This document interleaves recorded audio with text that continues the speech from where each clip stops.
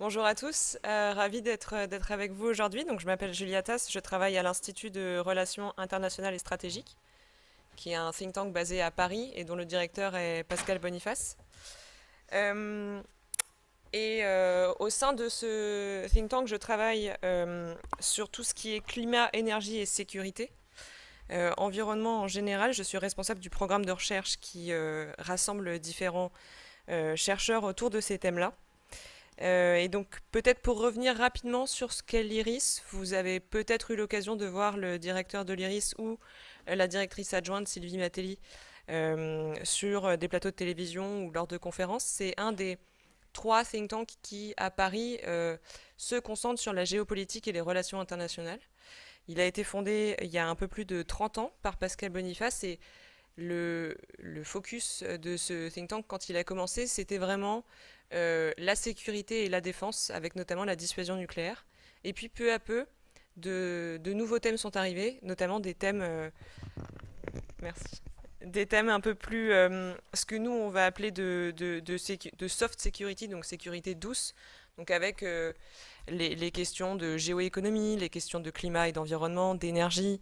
Il y a aussi un pôle qui s'intéresse très spécifiquement à la géopolitique du sport, qui était un des premiers pôles à s'intéresser à ce sujet en France.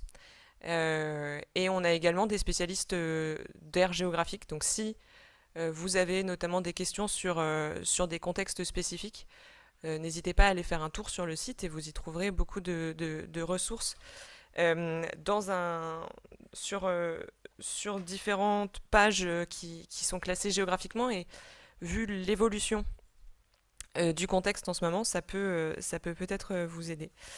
Et donc l'idée aujourd'hui, c'était de revenir. Évidemment, on va pas pouvoir passer outre les événements récents et la guerre en Ukraine, mais de revenir dans un premier temps sur la manière dont les évolutions des relations internationales euh, se façonnent depuis les années 2000, les grands mouvements, les grandes tendances. Avant d'aborder la guerre en Ukraine, je prendrai des questions par bloc, donc on va s'arrêter assez souvent pour que ce soit interactif. Et puis il y a une dernière partie, on verra si on a le temps, notamment parce qu'il y a un petit peu de retard, donc vous me ferez signe si on s'arrête après la première partie sur le contexte géopolitique. Une deuxième partie qui s'intéressera un peu plus à mon sujet d'étude, puisque au-delà de coordonner les chercheurs environnement, climat, énergie de l'IRIS, je travaille également pour le ministère des Armées, pour un contrat qui s'appelle l'Observatoire Défense et Climat, et qui s'intéresse à tous les enjeux de sécurité, de géopolitique, de défense liés au changement climatique. Et souvent, c'est pas forcément intuitif, mais je vous ai préparé quelques slides pour justement vous montrer pourquoi on s'y intéresse. Et je pensais que ça pouvait être particulièrement intéressant pour vous, puisque il y a beaucoup de choses qui sont liées au végétal et à l'agriculture, évidemment, et aux ressources naturelles quand on parle de climat et de géopolitique. Voilà, est-ce que vous avez des questions avant de commencer? Donc, quel paysage géopolitique depuis les années 2000 à peu près? J'ai fait trois grandes catégories et je vais les expliquer une par une. La première, c'est ce qu'on appelle le retour de la puissance. C'est-à-dire qu'après la chute de l'URSS dans les années 90, il y a eu une impression que la mondialisation, que les échanges économiques allaient façonner la manière dont on pensait et puis allaient venir remplacer la puissance traditionnelle, la puissance militaire, la puissance politique. Et donc peu à peu, on s'est donné cette impression que par le commerce international, par les échanges, on allait éviter les conflits. Et ce qu'on observe depuis une dizaine d'années, c'est un retour de la puissance traditionnelle, c'est-à-dire que des puissances économiques comme la Chine, par exemple, vont venir s'équiper d'atouts de puissance traditionnelle avec une force militaire maintenant très importante. Je travaille également sur la mer. Et j'ai d'ailleurs collaboré avec Sébastien Abyss, que certains connaissent sans doute ici, pour un ouvrage sur les géopolitiques de la mer. Et en termes de puissance navale, la Chine inquiète beaucoup les autres puissances européennes et américaines, puisque elle construit en 4 ans l'équivalent de la flotte française. Donc tous les 4 ans, récemment, il y a l'équivalent de la flotte française qui sort des chantiers navals chinois, ce qui, même si le nombre ne fait pas tout, évidemment, ce qui montre qu'il y a un vrai retour de cette dialectique de l'armement et d'une crispation du contexte international. On dit aussi qu'il y a un durcissement des relations internationales puisque on l'observe notamment pour le climat, les sujets environnement-climat deviennent l'un des seuls terrains d'entente des grandes puissances. C'est-à-dire que la Chine et les États-Unis, notamment puisque c'est un jeu de bras de fer qui a lieu en ce moment, la Chine et les États-Unis vont pouvoir discuter dans des enceintes très spécifiques, avec des thèmes très spécifiques comme le climat ou l'environnement. Et le reste du temps, ça va être des échanges qui sont pas à couteau tiré, mais qui sont relativement tendus. Et ça a notamment été le cas pendant la présidence Trump, quand il y a eu une succession d'augmentations de droits de douane, d'un côté puis de l'autre, et des menaces, ou en tout cas l'évocation de certaines d'une escalade de retour de bâton d'un côté et de l'autre. Et donc ce durcissement des relations internationales, il a mené notamment à ce qu'on a pu observer depuis le début de l'année entre la Russie et l'Ukraine. J'ai également indiqué qu'il y avait des poudrières sécuritaires. Alors, il y a évidemment les poudrières entre guillemets classiques, c'est-à-dire celles qu'on a en tête, qu'on a sur les cartes depuis un certain nombre d'années, que ce soit le conflit israélo-palestinien ou le Proche et le Moyen-Orient, où il y a eu de nombreux mouvements sociaux dans le début des années 2010. Mais aujourd'hui, il y a de vraies inquiétudes sur ce qui peut se passer au Sahel, avec des coups d'État successifs et un revirement de la position française et de la position européenne globalement.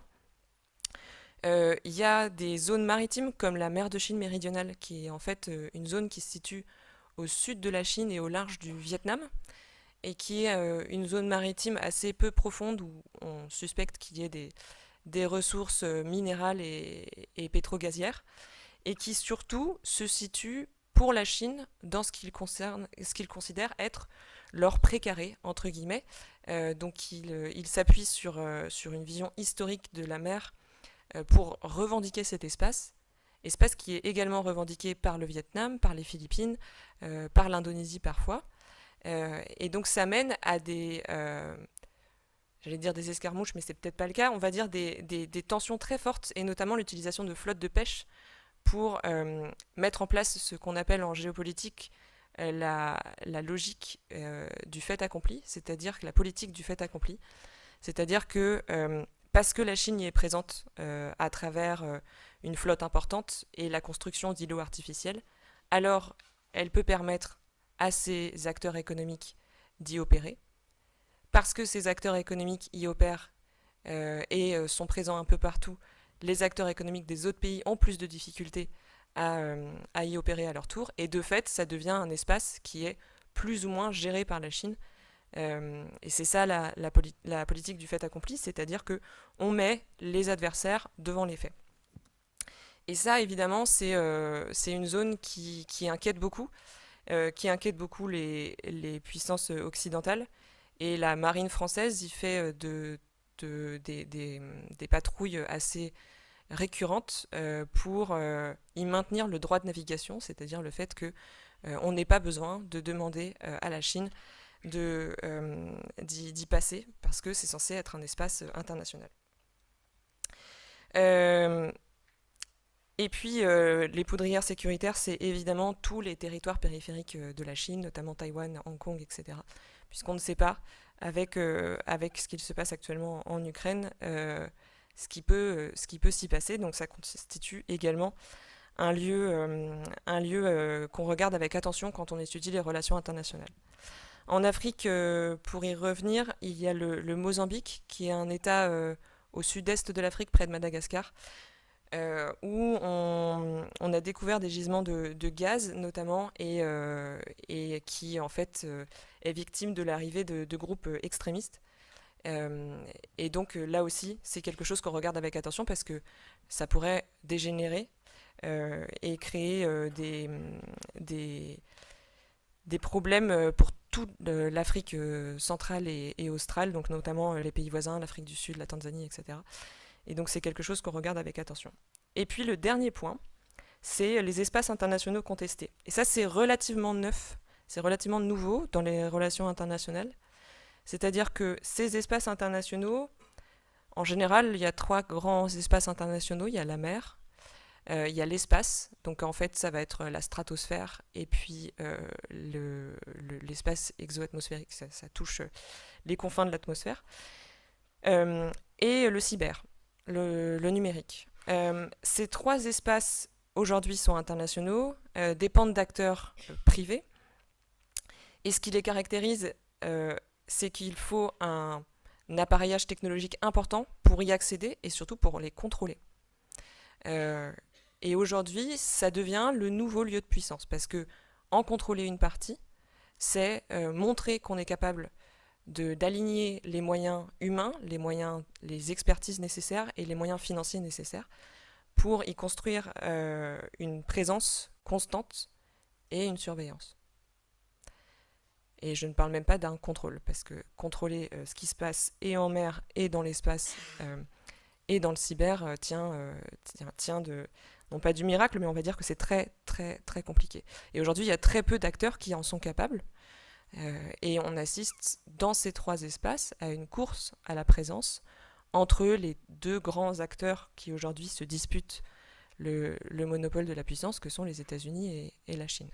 L'Europe, évidemment, cherche à suivre le mouvement, mais ne cherche pas à obtenir le monopole de la puissance ou à y établir une forme de contrôle.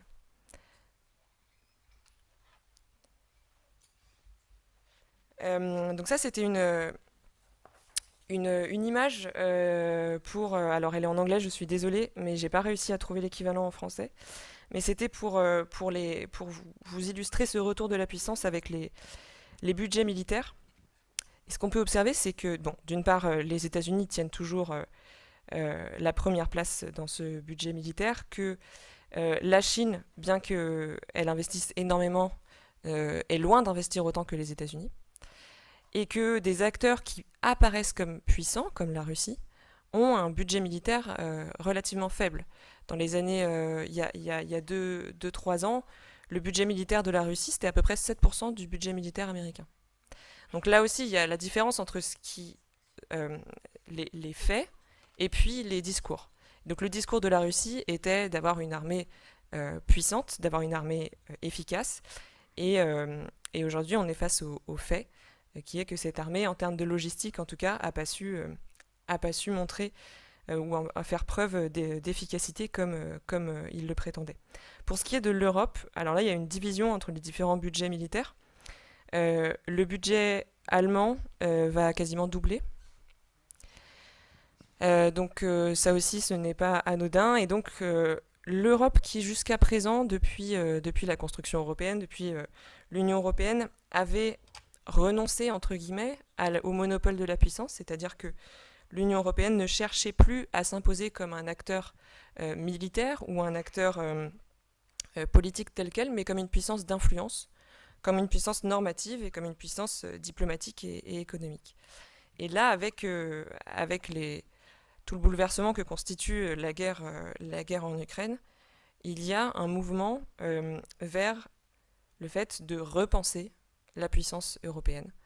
Et ça va mener sans doute à des évolutions qui vont être très intéressantes pour nous, chercheurs, dans les 10 prochaines années, qui vont se faire relativement lentement, puisque c'est la temporalité de l'Union européenne, mais qui vont être vraiment révélateurs de ce que peut devenir l'Union européenne et l'Europe dans les prochaines années. En termes de puissance également, donc la Chine, pour revenir rapidement sur cet acteur, mobilise l'attention des Américains depuis quelques années. C'est une puissance économique et financière. On avait très souvent entendu dire que la Chine détenait suffisamment de dette américaine pour faire plier les États-Unis. C'est de moins en moins vrai. Alors d'une part parce que la dette américaine a augmenté entre 2019 et 2022, notamment en raison des dépenses liées au Covid, et que la Chine n'a pas forcément acheté de cette dette. Donc il y a une proportion qui est moindre. Ça n'empêche que la Chine est le deuxième détenteur étranger de dette américaine après le Japon. Euh, et puis surtout que le jeu de bras de fer entre les deux va tendre à se renforcer dans les prochaines années. D'une part parce que les Américains sont obnubilés par la montée en puissance de la Chine, et d'autre part parce que de son côté, Xi Jinping doit faire ses preuves dans le sens où il s'est engagé dans une voie de maintien au pouvoir et d'autocratie qui le lie à ses propres promesses. Et face à une population qui va devenir de plus en plus exigeante pour ce qui est de la Chine, il va y avoir un jeu très intéressant, une dialectique très intéressante entre les États-Unis et la Chine dans les prochaines années. Pour ce qui est des puissances périphériques à la Chine, que sont par exemple l'Inde ou des pays comme l'Indonésie, dont la puissance économique augmente énormément, ce qu'on sent, c'est que pour l'instant, ils se concentrent sur leur zone, c'est-à-dire que l'Inde se concentre notamment sur l'océan Indien et veut vraiment se projeter dans l'océan Indien. Donc il y a énormément d'accords entre l'Inde et la façade est africaine, par exemple, et puis avec les pays voisins. Donc il va y avoir pour l'instant une ambition régionale de ces puissances-là. Et puis une ambition politique au niveau de l'ONU, puisque l'Inde va se positionner assez fortement dans ses votes à l'ONU, et ça a notamment été le cas dans le cadre de la résolution qui a été adoptée et votée contre la guerre en Ukraine, puisque l'Inde ne s'est pas prononcée lors de ce vote.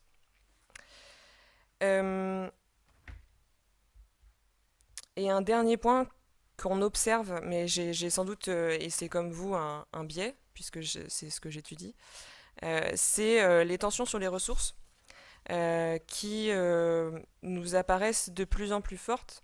Et c'est là où des puissances comme l'Inde ou la Chine peuvent créer des surprises, puisqu'aujourd'hui, il y a une assez forte... Donc la population mondiale, ce que vous voyez à l'écran, j'ai trouvé que c'était un graphique intéressant parce que c'est très clair.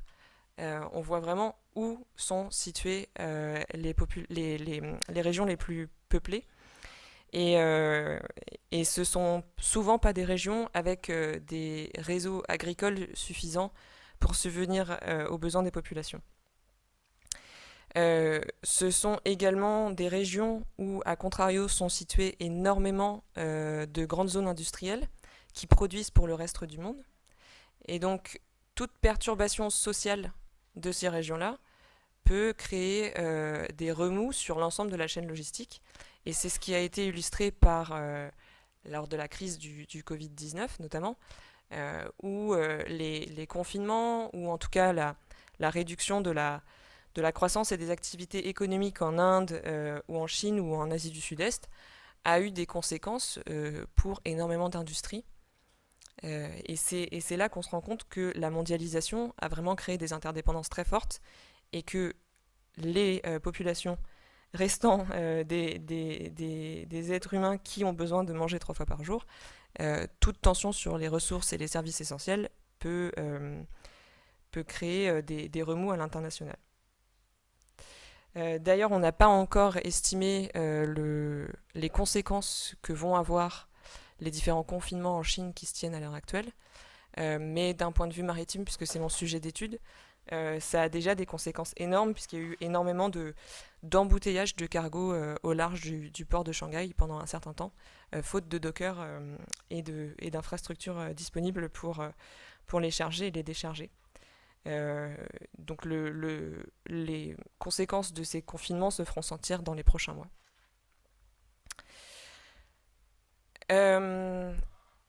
Je vais rapidement passer sur la mondialisation, je vous apprendrai pas grand-chose là-dessus, mais c'est parce que souvent, depuis en tout cas quelques semaines, on a eu ces discussions avec les chercheurs, on va considérer que la guerre en Ukraine est la première guerre de la mondialisation. Et donc je voulais simplement revenir sur ces grands faits pour vous démontrer ensuite pourquoi on appelle la guerre en Ukraine la première guerre de la mondialisation.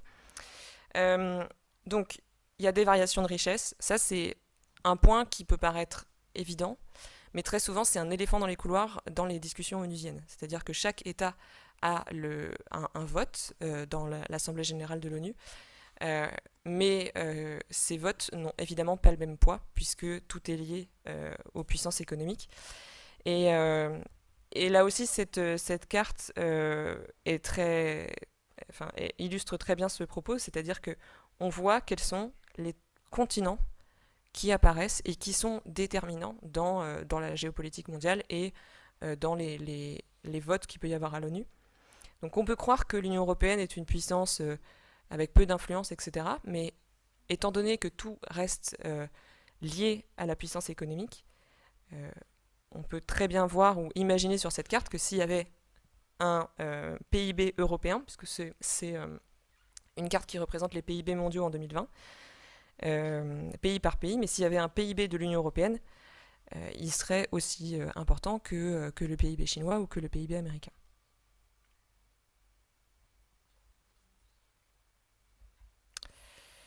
Euh, donc pourquoi c'est important pour nous? Parce que donc notamment à l'IRIS, on a un pôle qui travaille sur la géoéconomie et qui travaille sur la manière dont la géopolitique vient créer des interférences avec le monde économique. Donc ça a toujours été le cas depuis le début de la mondialisation, avec les grandes entreprises que représentait la Compagnie des Indes, etc., qui ont forgé la mondialisation. Il y a toujours eu un lien entre les acteurs économiques et la géopolitique.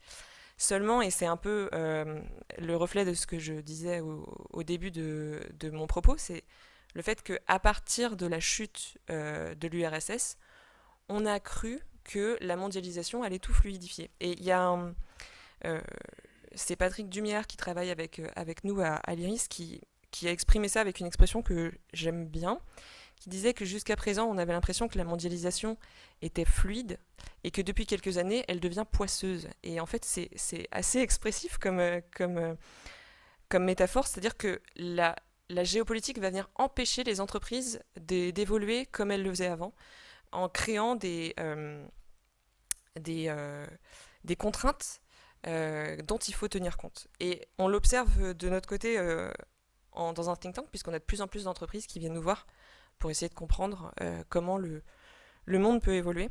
Et donc il y a une interférence de la géopolitique dans les affaires économiques, et il y a de plus en plus de demandes de la part du grand public de positionnement des entreprises sur des valeurs. C'est-à-dire que jusqu'à présent, les entreprises devaient évidemment suivre les instructions des actionnaires et puis du management. Elles devaient également se conformer à un cadre réglementaire avec des normes d'ailleurs dans certains pays de plus en plus drastiques. Mais voilà, il y avait des obligations, il y avait des réglementations. Et aujourd'hui, il y a des obligations qui sont moins palpables, mais qui sont de plus en plus fortes, qui sont un positionnement par rapport à des valeurs. Donc comment faire pour pour répondre à ces demandes du grand public et parfois des États. Un autre point intéressant dans le cadre de la guerre en Ukraine, c'est que aujourd'hui les États n'ont pas exprimé d'instructions claires concernant les entreprises, c'est-à-dire qu'il n'y a pas eu de la part de l'État français une obligation de se retirer de la Russie, par exemple. Il y a eu des recommandations qui sont émises, mais on incite fortement certaines entreprises à le faire, et pourtant l'État en lui-même n'est pas capable de son propre fait d'arrêter ses propres investissements en Russie, et notamment ses dépendances au gaz et au pétrole. Voilà, il y a quand même une interaction assez compliquée aujourd'hui entre la politique, la géopolitique et le monde des affaires. Et ça, c'est quelque chose sur lequel on travaille beaucoup. Et de mon côté, puisque je suis dans la partie climat et environnement, je vais aussi travailler sur la partie RSE et due diligence, donc devoir de vigilance des entreprises. Et ça aussi, ça vient complexifier une situation géopolitique, puisque des entreprises vont s'engager à respecter certaines normes sociales, certains principes éthiques, qui vont venir se fracasser contre des événements comme une guerre. Comment avoir une information claire, comment avoir une information pertinente dans un cas de conflit, qui puisse nous permettre de prendre une décision sur est-ce que oui ou non on y reste en fonction du cadre de valeurs et de principes qu'on s'était donné.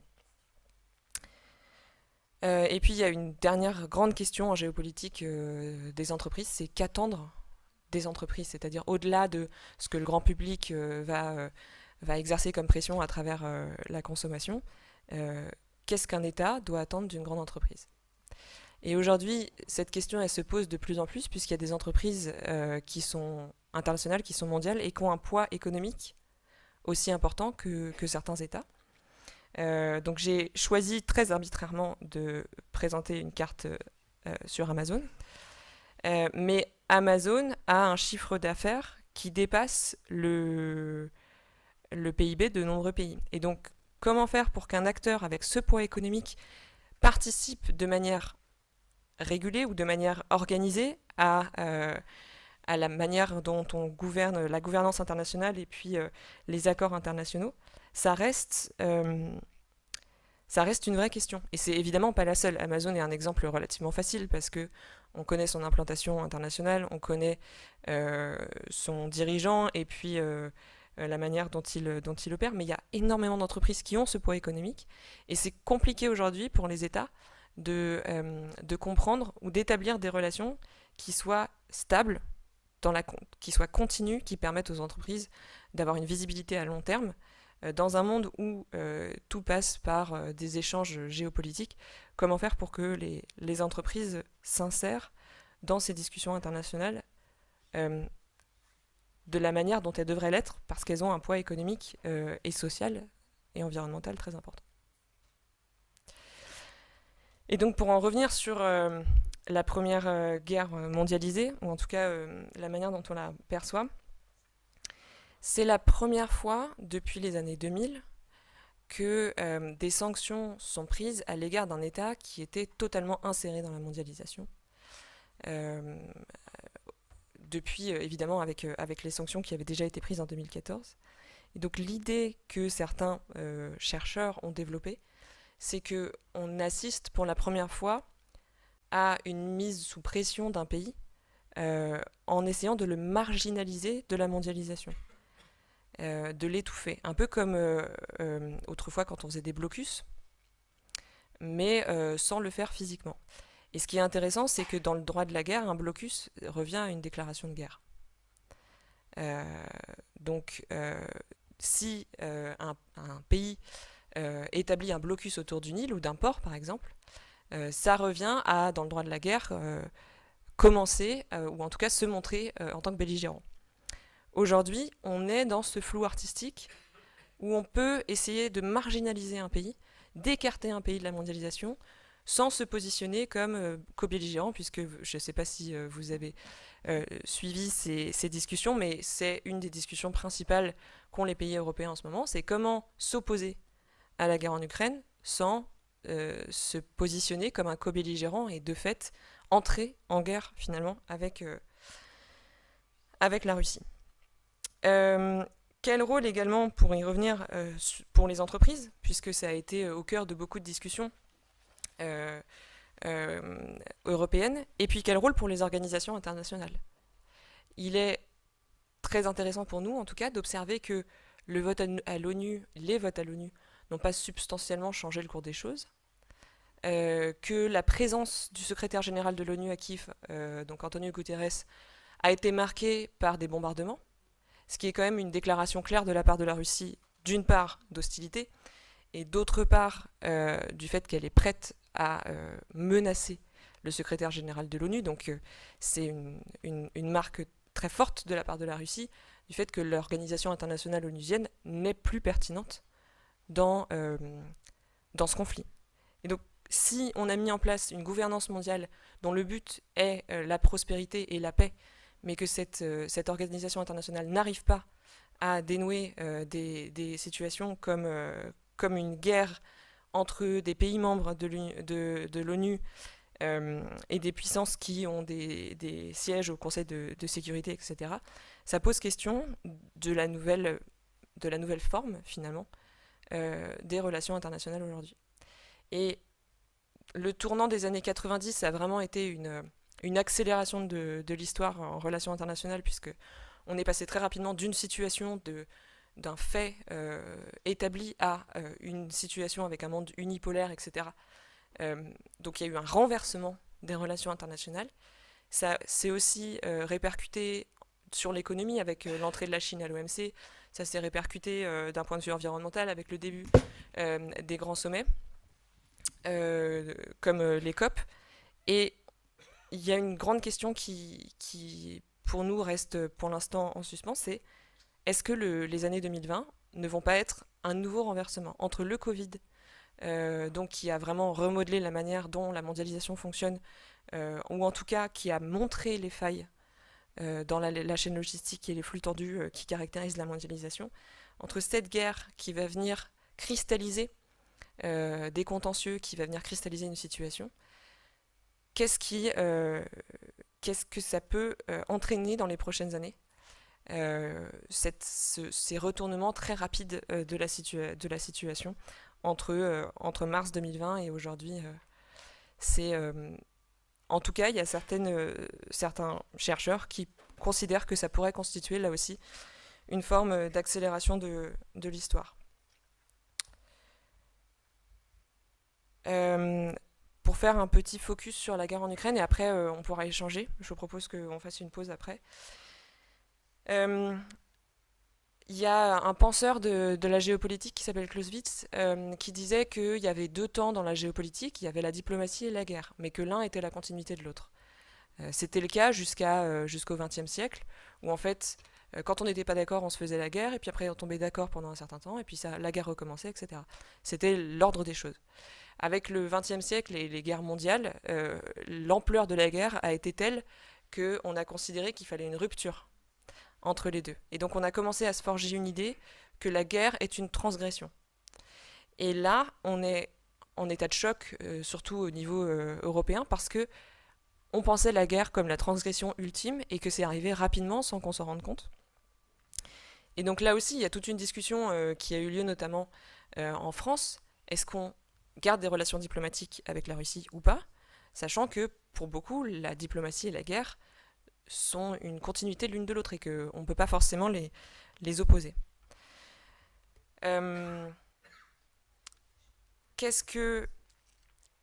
Comment réagir à une menace physique qui est palpable, et ce qui n'était pas le cas avant.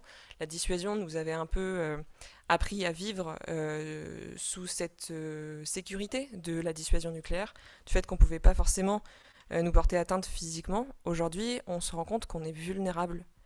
Et c'est là aussi un grand changement. Et on le vit, nous, avec force en Europe, mais ce n'est pas le cas du reste du monde qui considère que c'est une guerre occidentale. Et c'est un peu choquant pour beaucoup de dirigeants européens, parce que très souvent, quand on entend le terme communauté internationale, en fait, on pense aux grandes puissances occidentales. C'est-à-dire que la communauté internationale n'a pas réagi. On s'attendait à ce que la communauté internationale réagisse à ce conflit aux portes de l'Europe. Et de fait, quand on regarde les votes, notamment à l'ONU, on se rend compte que la communauté internationale n'a pas réagi et ne se sent pas forcément concernée par ce conflit. Outre évidemment les problèmes en termes logistiques, en termes d'approvisionnement en pétrole et en céréales, il y a beaucoup de pays qui ne se sentent pas directement mis en cause par le conflit qui se tient. Et donc, le conflit en Ukraine a uni le monde occidental, mais là aussi isolé. Quelques cartes pour vous montrer la manière dont ça évolue. Donc ça, c'est les votes pour une résolution sur la condamnation de l'agression russe en Ukraine du 2 mars 2022. Donc c'est des cartes qui ont été faites par le cartographe de l'IRIS. Et l'idée, c'est de vous montrer l'évolution que ces cartes et que les pays ont eu. Donc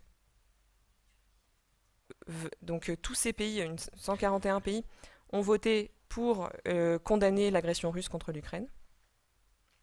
Une partie des pays qui se sont abstenus parce que soit ils ont des dépendances économiques à la Russie, soit parce qu'ils ont un historique de relations avec la Russie, un historique diplomatique de relations avec la Russie, qui s'est notamment énormément impliqués dans certains pays africains lors de la décolonisation ou de l'apartheid en Afrique du Sud. Et puis certains simplement parce qu'ils trouvaient que la mobilisation autour de cette agression russe contre l'Ukraine était disproportionnée par rapport aux autres conflits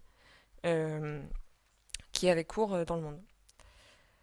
Ça, c'est un vote du 7 avril, donc un mois plus tard, pour essayer pour proposer d'exclure la Russie du Conseil des droits de l'homme. Et là, on voit que le camp pour, entre guillemets, se raréfie considérablement. Et ça, c'est les pays qui ont adopté des sanctions à l'encontre de la Russie.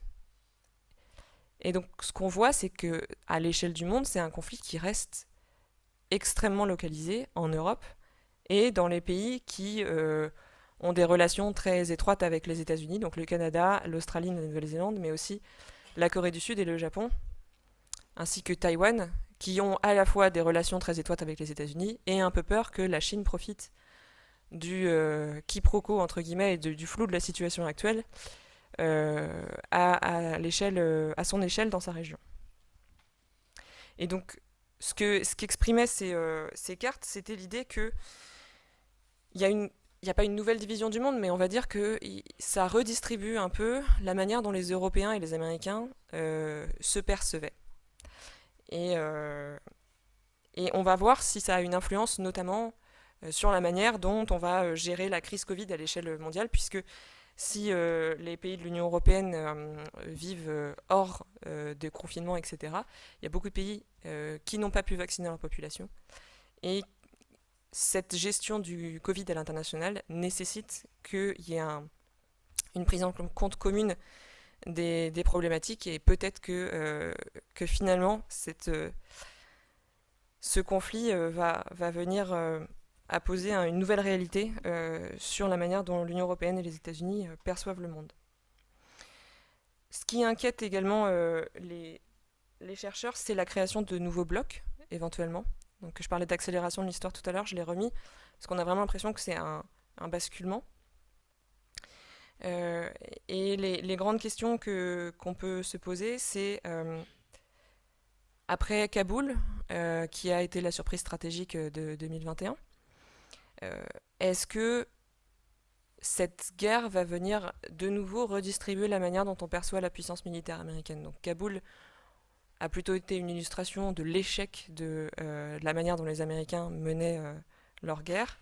Ce conflit en Ukraine vient renforcer l'OTAN. Des pays qui se voulaient rester neutres, comme la Finlande et la Suède, ont demandé à être membres de l'OTAN. Donc ça redensifie l'OTAN, qui avait été déclarée en état de mort cérébrale par Emmanuel Macron en 2019 pour essayer de faire bouger les choses. Mais donc, est-ce que l'OTAN va se resserrer, mais les États-Unis vont apparaître comme beaucoup plus faibles au niveau international? Est-ce que cette guerre va constituer une mise à l'écart de la mondialisation pour la Russie pour les 20 prochaines années? Est-ce que le monde multipolaire, plutôt olipolaire, puisqu'il n'y avait pas beaucoup de puissances qui menaient le jeu, va devenir multipolaire parce qu'on se rend compte du poids que peuvent avoir les autres pays? Et puis, évidemment, la grande question, c'est que va faire la Chine? Aujourd'hui, le positionnement chinois reste ambigu. Il n'y a pas eu de condamnation de la Russie, il y a eu des expressions de soutien envers la Russie, mais qui restent des expressions prudentes, puisqu'évidemment, toute la stratégie chinoise consistait à se positionner comme leader dans un monde avec énormément d'interdépendances, très mondialisé. Et ce conflit déclenché par son allié russe, juste après les Jeux Olympiques, vient casser cette dynamique et donc nécessite un repositionnement chinois en plus avec un contexte interne un peu compliqué. Et puis avant de passer aux questions, quelques échéances pour 2022 pour attirer votre attention sur le contexte international. Donc la Russie, on en parle beaucoup, fêtera la victoire contre le nazisme le 9 mai. c'était l'objet d'énormément d'attention puisqu'il fallait présenter une victoire pour le gouvernement russe le jour de célébration de la victoire contre le nazisme. Et aujourd'hui, ce qui est dit, c'est qu'ils vont célébrer cette victoire à Mariupol pour essayer de montrer qu'ils ils ont accompli une partie de l'ambition qu'ils avaient. En Chine, et là c'est une date autrement plus symbolique et autrement plus importante, il y a le 20e congrès du Parti communiste qui se tient en novembre. Normalement, après 2 mandats de 5 ans, les présidents chinois doivent céder leur place. Donc pour Xi Jinping, ce serait cette année. Donc ce congrès aurait dû être le congrès au cours duquel il aurait passé la main à un autre président. Or, en 2018, si mes souvenirs sont bons, il a modifié la Constitution de manière à pouvoir rester au pouvoir. Donc, les questions qui se posent vont être, d'une part, quel bilan après 10 ans pour Xi Jinping, alors que ces dernières années, le gouvernement chinois s'est heurté à de multiples difficultés comme la gestion du Covid. Est-ce qu'il va garder tous les postes qu'il a aujourd'hui puisqu'il a de multiples casquettes, ou est-ce qu'il va en céder quelques-uns dans le cadre de cette nouvelle passation de pouvoir qu'on n'a jamais observée? Est-ce que les cadres du parti qui aujourd'hui approchent en partie de la retraite vont être renouvelés ou pas? Et donc quelle stratégie pour la Chine dans les 10 prochaines années, sachant que on ne sait pas combien de temps Xi Jinping veut rester au pouvoir. Et puis, grande question également, quand on va écouter son discours, à quel point la guerre en Ukraine va venir changer la stratégie de Chine unie qu'avait Xi Jinping, Chine unie qui consiste à unifier à travers le durcissement des relations, on va dire, avec Hong Kong, avec les territoires de l'Ouest où les Ouïghours vivent et avec Taïwan. Le but de Xi Jinping, c'était de retrouver l'unité chinoise souhaitée, ou en tout cas rêvée, qui impliquait que les peuples comme les Ouïghours, comme alors les Hongkongais et les Taïwanais fassent partie du grand corps chinois. Et ça passe par différentes politiques, des politiques de mise au pas des Ouïghours à la loi de sécurité nationale qui a été votée à Hong Kong récemment. Donc ça va être une très grosse échéance en 2022.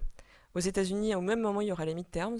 Donc est-ce que Joe Biden va voir son pouvoir considérablement affaibli par le fait que les républicains, donc l'aile droite aux États-Unis, passe dans les chambres, passe au Congrès. Et puis en Amérique latine, il y a l'élection au Brésil, qui là aussi peut redistribuer les cartes. Et d'ailleurs, si cette élection vous intéresse, je vous invite à suivre un observatoire qui est dirigé par Christophe Ventura, des élections en Amérique latine, qui a été créé que pour cette année, parce qu'il y a beaucoup d'élections en Amérique latine, qui va vraiment suivre les programmes des différents candidats, la manière dont ça peut influencer la société, le monde économique, le positionnement à l'international, etc.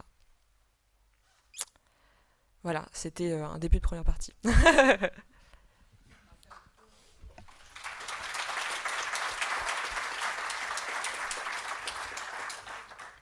Alors, on a déjà collecté des premières questions à Clermont-Ferrand.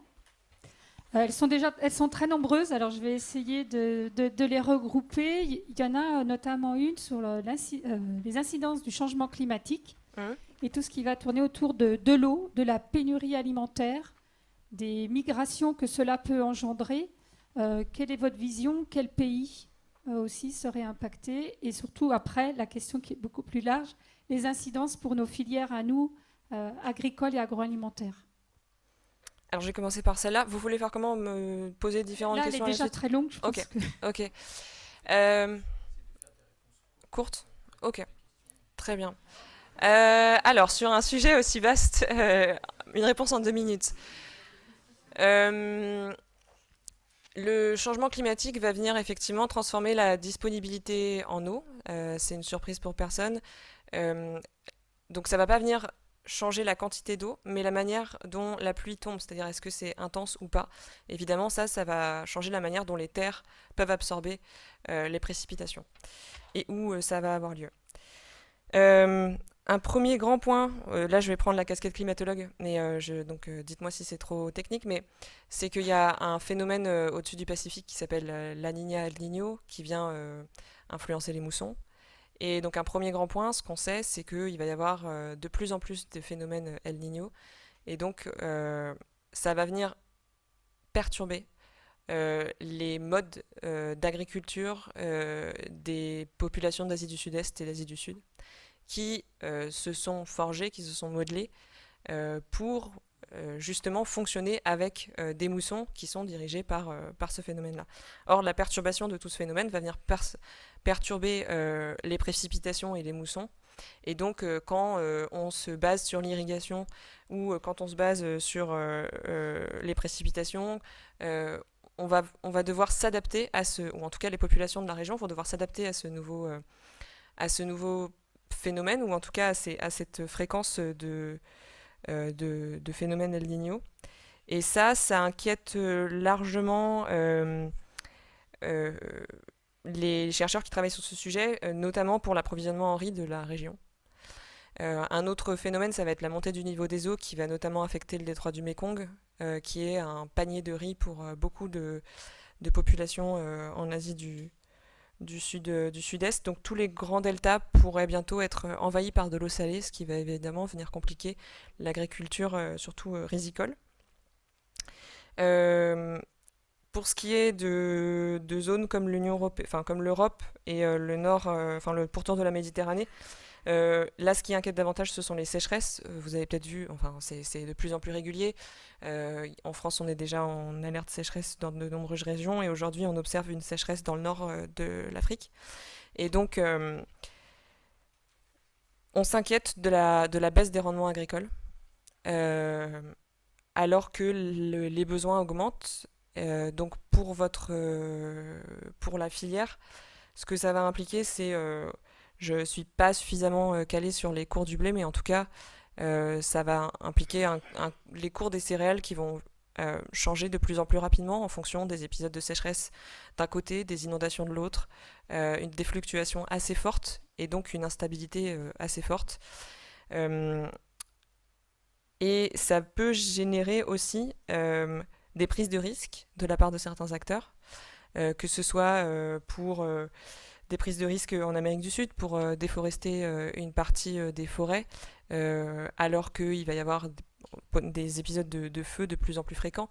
Voilà, on va peut-être changer la perception du risque qu'on a dans le domaine agricole et se lancer dans des modes, des pratiques agricoles ou investir de nouveaux lieux parce qu'il faudra faire face à parfois des pics de demande d'une partie de l'Asie notamment.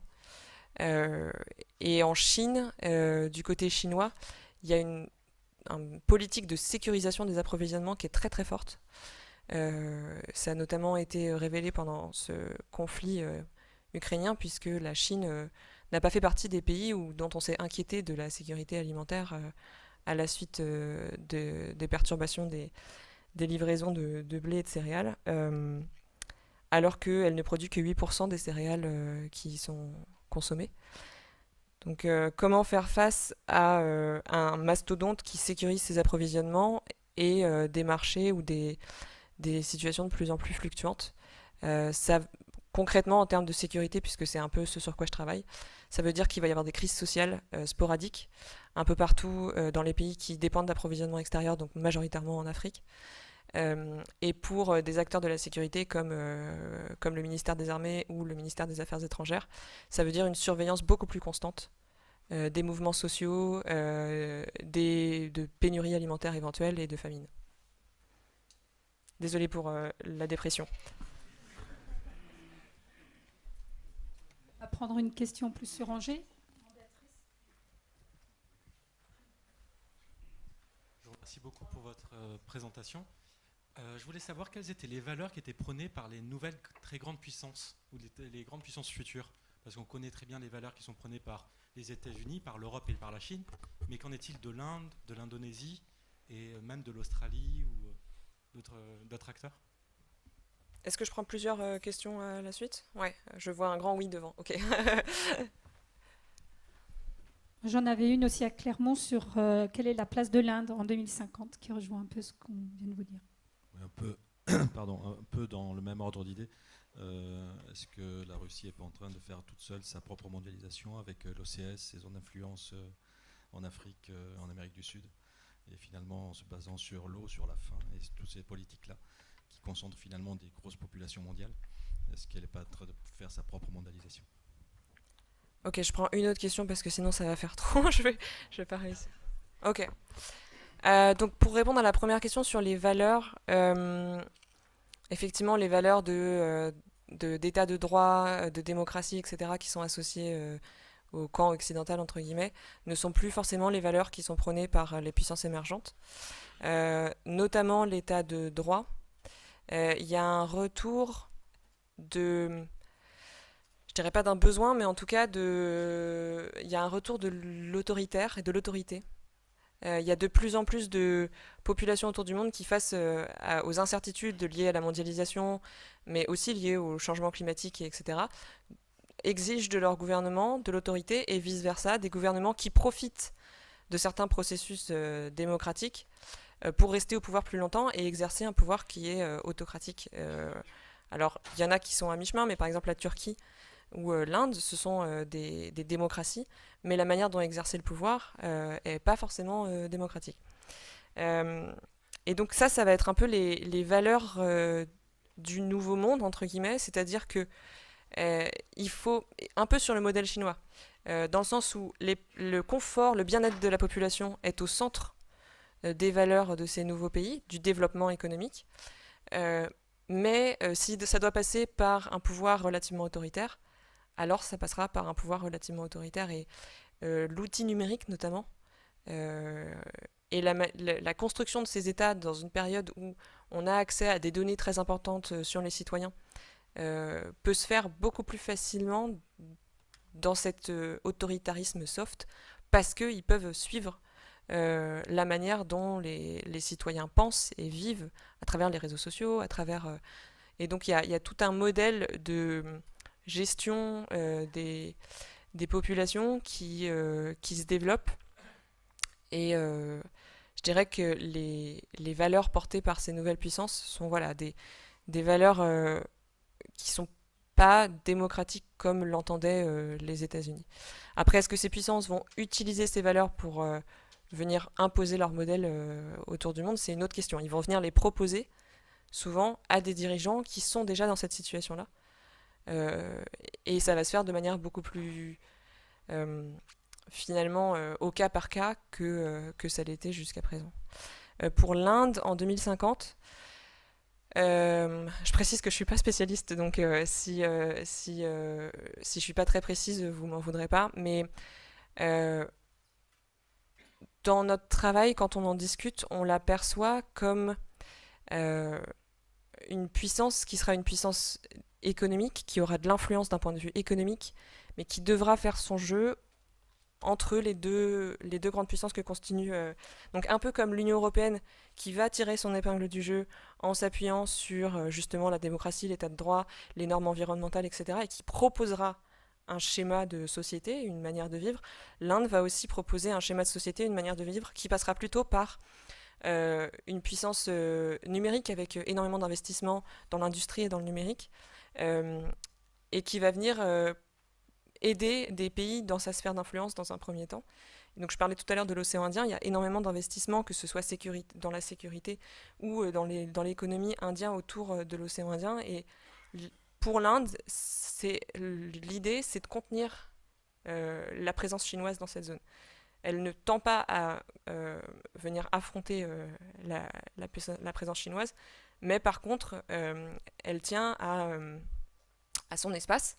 Et là où ça se complique, c'est que l'Inde a à ses portes un pays, un adversaire, le Pakistan, et donc ça complique énormément de la construction régionale, puisque l'un des facteurs de puissance, ça va être d'être le leader d'une organisation régionale. Or, au sein de l'océan Indien, il y a des effets de doublons, parce que s'il y a une organisation régionale avec l'Inde, alors le Pakistan n'y est pas, et inversement. Donc finalement...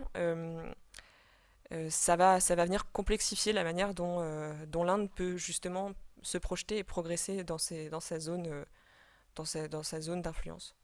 Et la Chine profite évidemment de ces tensions entre le Pakistan et l'Inde. Mais ça va constituer une puissance. Après, nous, d'un point de vue environnemental, ce qu'on regarde avec attention, c'est la manière dont le gouvernement indien va gérer les problèmes environnementaux.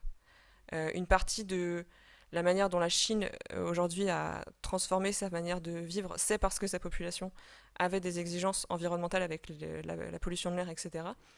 Est-ce que l'Inde va faire de même, ou est-ce que l'Inde va sacrifier une partie de sa population aux chaleurs qu'on peut observer en ce moment, à la pollution de l'air, à la pollution de l'eau, parce qu'il y a aussi toutes ces différences de société que sont les différents groupes, les différentes castes, etc., qui vont évidemment avoir une influence, et on ne peut pas schématiser de la même manière les deux pays. Et donc, une partie de mon travail, c'est aussi de suivre l'impact en termes humains de vagues de chaleur comme ce qui se passe en ce moment en Inde.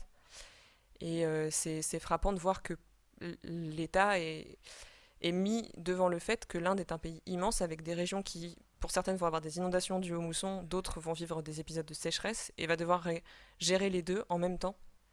Donc vous imaginez déjà sur la superficie de la métropole en France, ça peut être compliqué de gérer des épisodes de sécheresse dans certains départements et des inondations dans d'autres.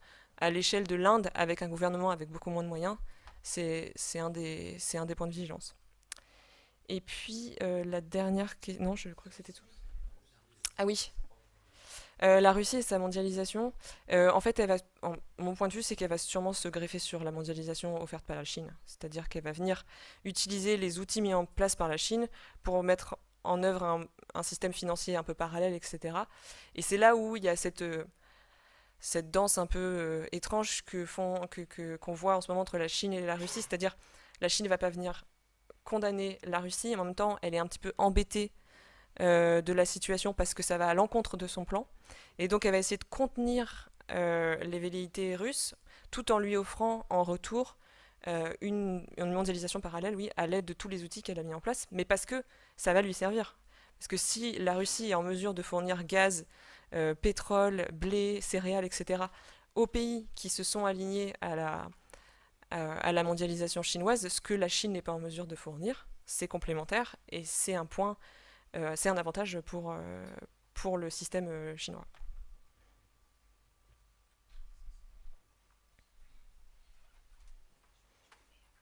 Et il y a des grosses questions justement sur ça. Est-ce que la Chine profite de la chute du cours du nickel pour transformer la monnaie étalon dollar il y a des gens qui travaillent sur le suivi de la financiarisation et du monde financier développé par la Chine, et le fait qu'on puisse basculer du dollar au yuan de manière globale en ce moment.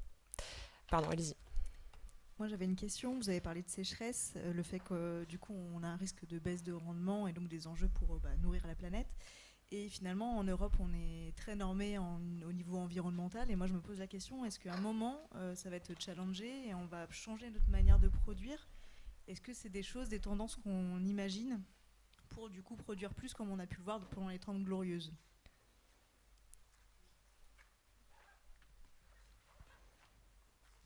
Il y a une question là-bas aussi, je ne sais pas si vous...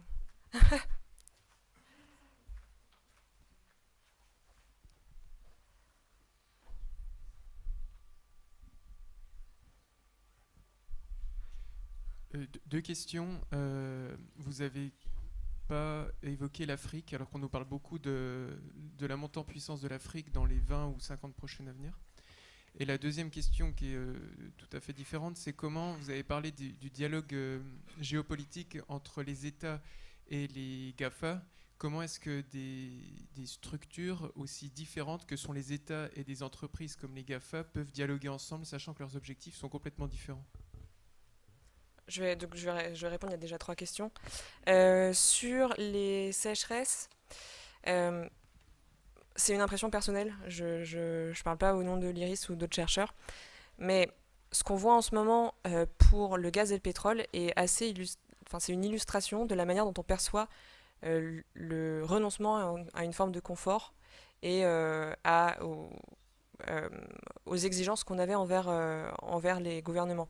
C'est-à-dire que on sait très bien qu'il suffit qu'on arrête, qu'on baisse nos achats de gaz et de pétrole envers la Russie pour contraindre le gouvernement russe de manière assez conséquente.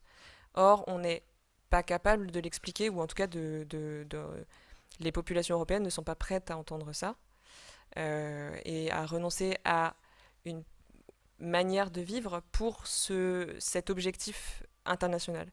Et donc, ça peut sans doute s'apposer aussi sur d'autres ressources comme le blé, c'est-à-dire qu'en Europe, il y a une montée des exigences environnementales de la population. Est-ce que les populations européennes sont prêtes à renoncer à ces exigences environnementales qui leur bénéficient à elles, puisque ça va être moins peut-être de pollution dans leurs cours d'eau, etc., pour des pays en Afrique ou au Moyen-Orient qui ont besoin de davantage de production. Et je suis pas sûre que les Européens soient prêts à renoncer à ces normes pour nourrir une partie du monde, parce que c'est la politique du kilomètre, c'est-à-dire plus c'est loin, moins ça nous concerne. Et là, si la situation ukrainienne ne nous permet pas de prendre des mesures fortes en termes ou en tout cas graduelles, là c'est plutôt graduel mais c'est pas immédiat, je pense pas que ce soit non plus le cas pour le système agricole, et mon impression c'est que ça va rester, cette intensification des normes environnementales va continuer parce que ça répond à une demande des Européens, malgré les tensions sur les marchés que ça va créer dans les dizaines d'années qui viennent. Pour la deuxième question sur l'Afrique, en Afrique, il y a quelques grands pays en tout cas qui sont aujourd'hui suivis avec attention. Donc il y a le Nigeria qui est très dynamique économiquement, l'Afrique du Sud, le Kenya et puis le Sénégal notamment, dans ce qui est l'Afrique subsaharienne et saharienne. Et puis après, dans le nord de l'Afrique, on va suivre avec attention tout le pourtour du bassin méditerranéen. L'Afrique a du mal à s'unir dans le cadre des discussions onusiennes notamment. Il reste des dissensions très fortes, et donc il n'y a pas formation d'un groupe, d'une voix, ou difficilement. C'est en train d'émerger, mais la voix africaine se constitue pas en tant que telle pour faire un poids sur les décisions qui peuvent être prises au niveau international. Donc ça va plutôt être pays par pays, zone par zone, et évidemment en fonction des intérêts de chaque puissance mondiale que ça va se jouer. Donc nous en France, on va s'intéresser davantage à l'Afrique de l'Ouest, parce qu'on a des liens avec ces pays-là et avec l'Afrique du Nord. Donc on va venir avoir beaucoup d'aide au développement dans ces pays-là, mais on assiste à une formalisation de la culture africaine et du panafricanisme, donc d'un sentiment de continent au sein de la population, mais qui émerge, et donc c'est pas du tout arrivé au niveau politique jusqu'à présent. Et d'ailleurs on le voit parce qu'il y a un projet de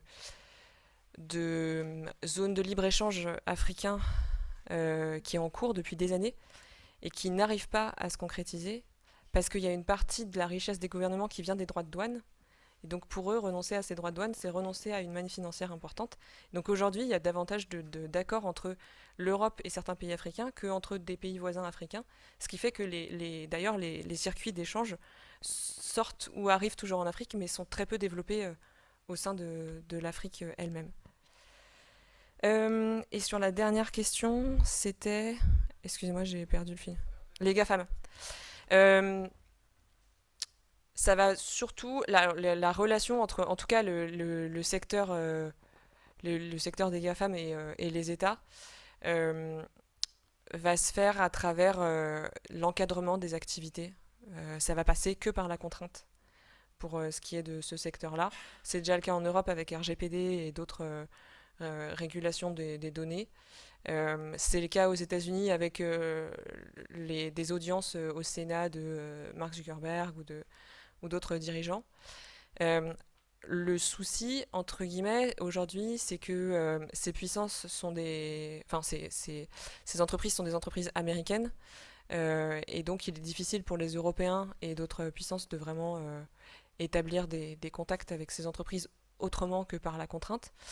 Et pour ce qui est de leurs équivalents chinois, les BATX, là c'est encore plus simple, c'est-à-dire que c'est une menace directe envers les dirigeants par le gouvernement chinois qui va leur permettre d'orienter les activités d'un côté ou de l'autre. Donc malheureusement, on n'a pas trouvé le moyen, et c'est là où il y a un vrai sujet en géopolitique, c'est comment faire pour qu'il y ait des liens entre État et entreprise qui soient autres qu'interpersonnels quand il s'agit de dirigeants, par exemple en France, de grandes entreprises avec le monde, les gouvernements, et autres que contraignants et normatifs avec des institutions étrangères.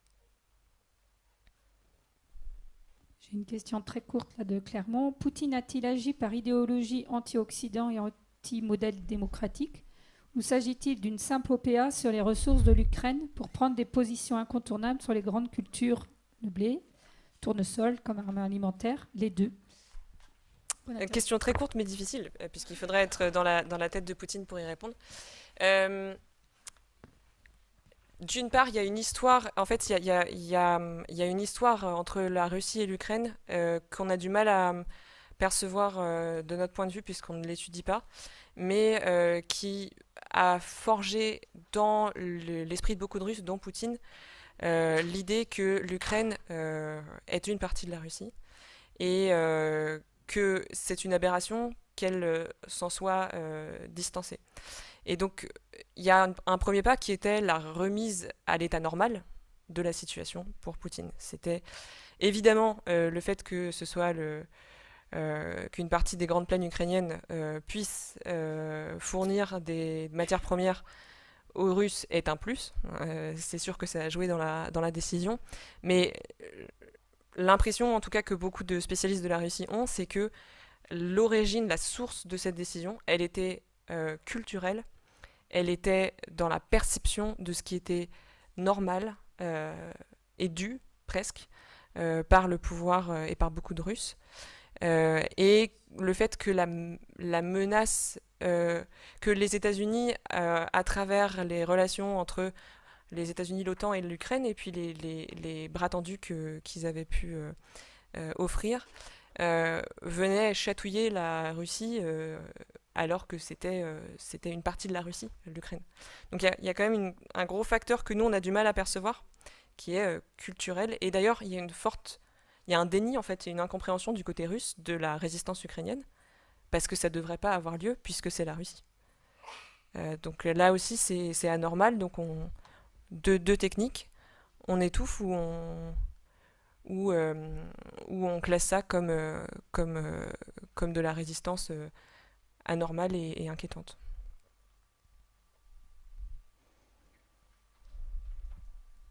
Oui, bonjour madame, merci pour votre présentation très stimulante. Pour ma part, j'aurais une question relative suite à votre présentation. Vous nous avez présenté notamment le poids de certaines entreprises par rapport au PIB des États, et donc sur la capacité des États à agir sur les régulations économiques. Et suite à cela, est-ce que vous pourriez nous éclairer sur les évolutions que vous voyez sur les lois de la concurrence, notamment sur certaines lois antitrust qui peuvent exister dans certains pays, ou des lois qui pourraient évoluer? Est-ce que vous avez des éléments par rapport à ça qui pourraient justement faire en sorte que États et entreprises pourraient trouver de nouvelles formes de régulation au travers des lois de la concurrence?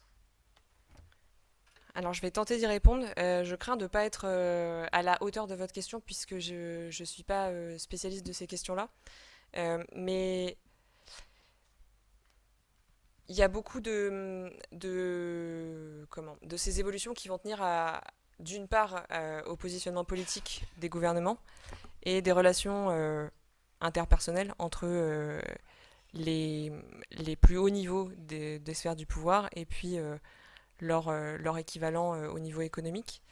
Donc ça, c'est une première chose, c'est qu'il y a une grande incertitude en raison de ce côté interpersonnel, parce qu'on ne peut pas prévoir ça. Et donc ça, en général, en géopolitique, tout ce qui est de l'interpersonnel est difficile à prévoir, puisque c'est un facteur humain qu'on a beaucoup de mal à prendre en compte. J'ai pas forcément l'impression qu'il va y avoir davantage de lois antitrust aux États-Unis et en Europe, en tout cas pour ce qui est des grandes entreprises qu'on connaît aujourd'hui, avec par exemple Amazon, les GAFAM, mais aussi des grandes entreprises industrielles. Et au contraire, ce qu'on observe en Europe, c'est plutôt une incitation, ou en tout cas un laisser-faire de la part des autorités européennes pour des alliances comme Stellantis entre Peugeot et Fiat, alors qu'il y a quelques années, ça n'aurait pas forcément été le cas pour des raisons de concurrence. Et donc, là aussi, c'est une forme de retour de la puissance pure et dure, c'est-à-dire qu'on oublie certains principes qu'on s'était donnés, et on favorise des éléments de puissance assez traditionnels que sont, pour ce qui est du point de vue économique, des géants, nationaux, parce que c'est ça qui va... et en fait, en ligne de mire, le danger, souvent, il est associé à la montée de la Chine, c'est-à-dire que face aux géants chinois, on s'équipe, on s'outille, et ça passe souvent par la fusion de différentes entreprises au niveau européen ou au niveau américain. Je ne sais pas si ça a répondu entièrement à votre question, je crains que non, mais si c'est le cas, n'hésitez pas à m'écrire, parce que je ferai passer votre email à d'autres chercheurs qui travaillent précisément sur ces sujets-là, et vous pourrez leur parler. On va passer à la dernière question. Ok.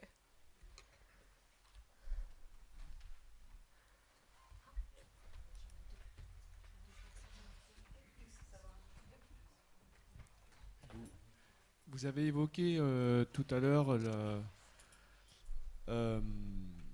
la notion de confort qui pouvait gouverner dans certaines puissances montantes les décisions des pouvoirs politiques, en disant c'est le confort de la population qui va primer. Mais est-ce que vous sentez aussi ce mouvement-là chez nous, en Europe et en France en particulier? Personnellement, j'étais très marqué par une enquête faite avant les présidentielles auprès des moins de 30 ans qui étaient tout à fait prêts à assumer un pouvoir autoritaire pour peu que ça garantisse leur confort. Dans le confort, il y a la préservation de l'environnement, etc. Mais c'est une question ouverte. D'un point de vue... Comment ? Ok.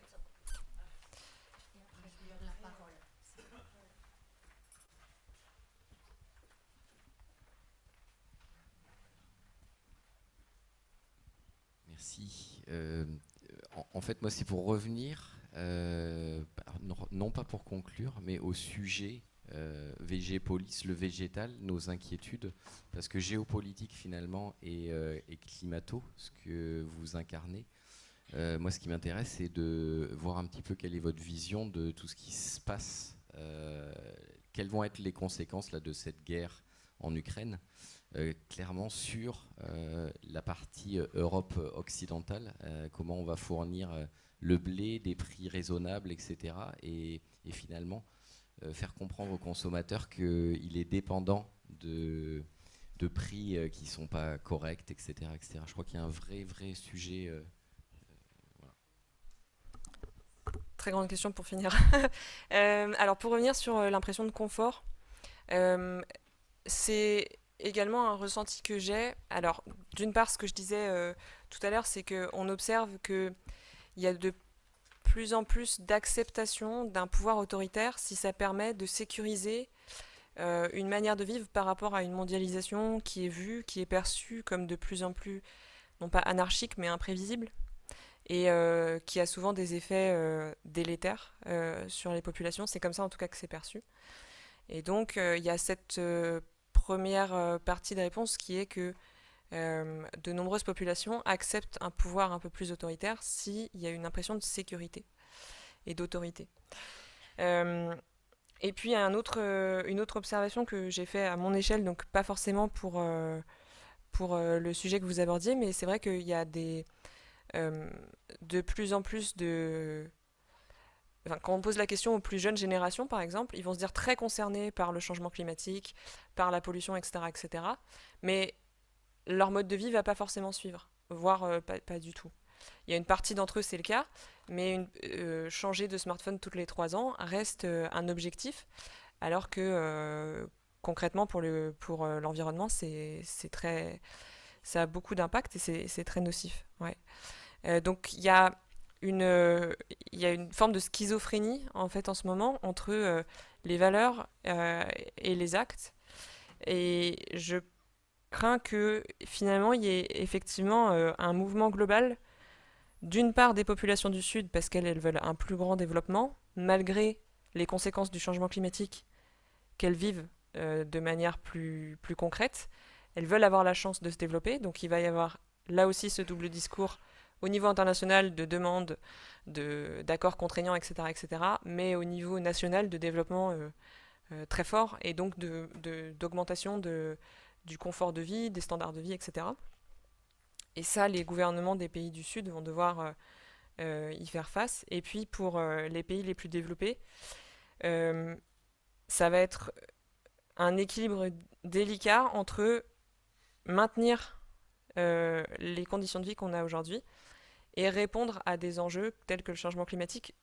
Globalement, je pense qu'on va quand même s'orienter vers des pratiques plus durables, mais beaucoup plus progressivement que ce que l'on aurait pu faire si les populations avaient accepté de renoncer à une partie de la manière dont on vit.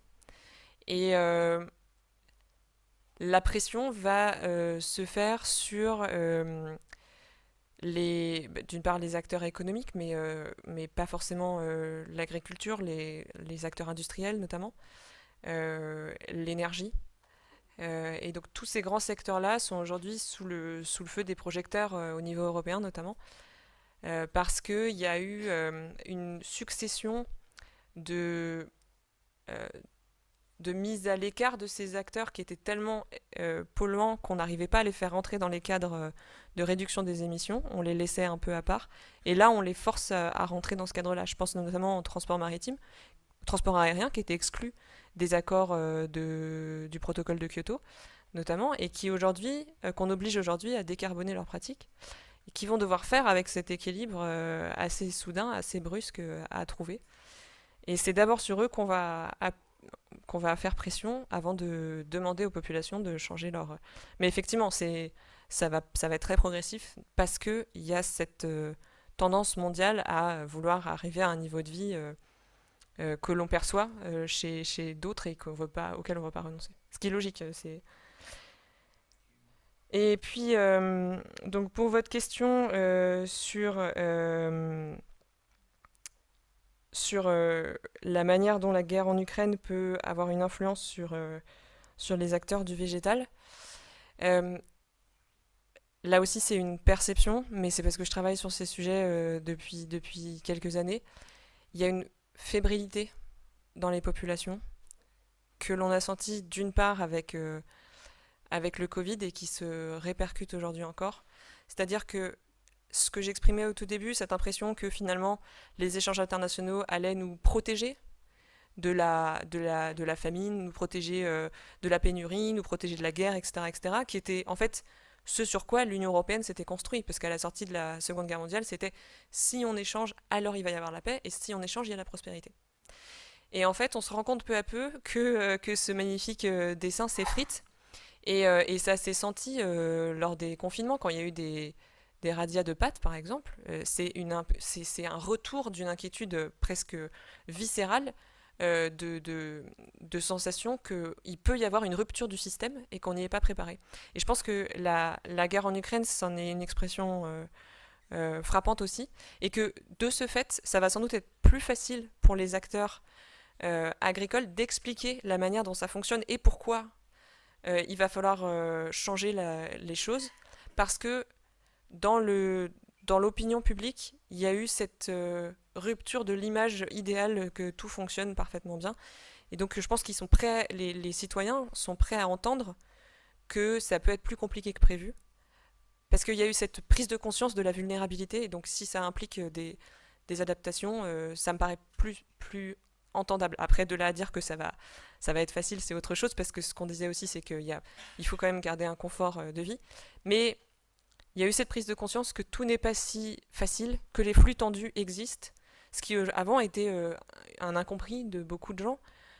Aujourd'hui, c'est compris, que tout passe par des flux tendus et que donc, il va falloir faire avec ça aujourd'hui, et que ça implique parfois des changements de pratiques, des changements de prix. Et ce qui va être plus compliqué à gérer pour les gouvernements, ça va être les brusques soubresauts que ça implique en termes de confort de vie, qui vont, à mon avis, ponctuer les prochaines années, surtout que les spécialistes s'accordent à dire que l'inflation n'est pas finie, que ça va continuer, et donc qu'on peut s'attendre, même s'il y a une forme de sensibilisation à la vulnérabilité du système, qu'on peut s'attendre à des soubresauts, et en termes de mouvements sociaux dans certains pays dans le monde, et des soubresauts économiques dans les 10 prochaines années.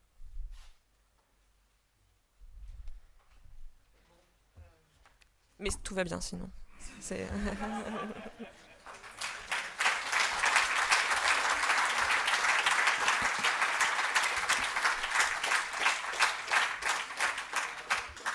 Donc effectivement, on n'a plus vraiment le temps pour la deuxième partie. Donc je ne sais pas si vous aviez en une phrase vraiment une phrase. Ouais. Votre deuxième partie, elle était sur le changement climatique. Donc on y a un petit peu répondu. Ouais.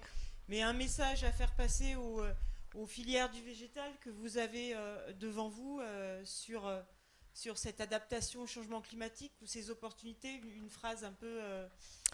Alors j'ai une meilleure nouvelle entre guillemets. Enfin c'est relatif. Les 3 rapports du GIEC récents nous ont montré qu'on ne tendait pas dans la bonne direction. La bonne nouvelle, entre guillemets, c'est qu'il y a une prise de conscience de la part des gouvernements de l'importance de l'adaptation. Et donc il va y avoir, aujourd'hui les financements pour l'adaptation sont très faibles comparés à ceux pour l'atténuation, c'est-à-dire la baisse des émissions. Et il va y avoir un rééquilibre dans les années qui viennent, parce qu'il y a une partie de nos objectifs en termes d'atténuation qu'on ne peut plus atteindre. Et donc il va falloir reporter une partie des flux financiers vers l'adaptation. Et donc là aussi, là c'est une opportunité parce que l'agriculture est une des premières victimes du changement climatique. Donc le fait de pouvoir bénéficier de financements liés à l'adaptation, c'est la bonne nouvelle que je peux vous apporter face à la mauvaise nouvelle du changement climatique qui va en fait, on a déjà plus ou moins la certitude d'atteindre les 1,5 degrés au niveau global, etc. Et donc la bonne nouvelle, c'est qu'il y a une prise de conscience, et si ça peut illustrer le fait que le ministère des Armées s'intéresse à l'adaptation au changement climatique, c'est quand même assez contre-intuitif, et pourtant ils mettent de l'argent dans ce sujet-là, donc ça veut dire qu'ils sentent que c'est un vrai sujet. Et l'autre bonne nouvelle, c'est qu'en général, quand c'est un militaire qui vient voir un membre du gouvernement et qui lui explique que le sujet c'est l'adaptation, c'est une voix qui porte, et c'est un peu triste de le dire, mais c'est le cas. C'est-à-dire qu'il y a une forme de sérieux du corps militaire qui fait que quand un sujet est considéré comme un problème, c'est que c'est un problème. Et aujourd'hui, c'est le discours des militaires auprès du gouvernement, et ils portent principalement sur l'adaptation. Donc il risque d'y avoir beaucoup de politiques publiques liées à l'adaptation dans les prochaines années, et en Outre-mer, et en métropole, et au niveau de l'Union européenne.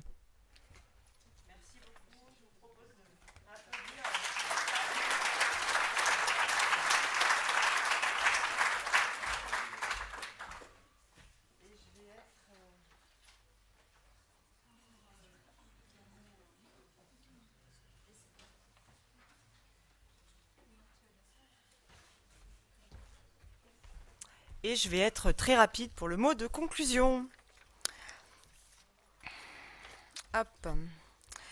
Donc, une assemblée générale enfin placée sous le signe de la présence physique, avec une bonne participation. On était plus de 200 présents.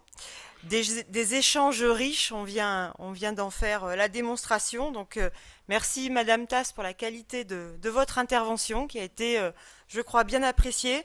Et je ne doute pas que cet après-midi, lors de nos ateliers, il y aura aussi beaucoup d'échanges et beaucoup de richesse dans ce que les uns peuvent apporter aux autres. Et Et d'une manière générale, votre participation à nos événements, vous adhérents, est une source de grande motivation pour nous et pour l'ensemble de nos équipes. Et c'est ainsi et ensemble que nous construirons ensemble l'avenir végétal. Vous le sentez tous, vous le vivez tous, les enjeux autour du végétal montent en puissance tous les jours. Des enjeux par l'impact que les contextes successifs nous font subir, les enjeux motivant cela que nous portons comme ressources, comme solutions pour l'avenir de nombreuses activités. Une année 2022 encore bien différente de 2021 et sans doute les suivantes, si on s'en réfère à votre propos, Madame Tass. On n'a pas fini d'être inventif. Une année aussi où il nous faudra préparer la nouvelle phase des pôles, la nouvelle phase d'orientation, et qui prendra en compte ces enjeux, je n'en doute pas. Donc je terminerai cette allocution assez brève pour remercier l'ensemble des intervenants pour cette journée, donc les témoignages des adhérents de ce matin, notre conférencière bien entendu, et puis les interventions lors des ateliers de cet après-midi. Je voulais vous remercier, vous, adhérents, pour votre présence et votre implication dans la vie du pôle. Vous êtes nos meilleurs ambassadeurs. Merci à vous.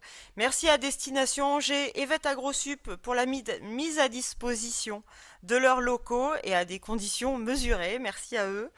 Merci aussi aux équipes pour leur mobilisation pleine et entière aux côtés de la direction pour que ce jour si important pour notre association soit une réussite.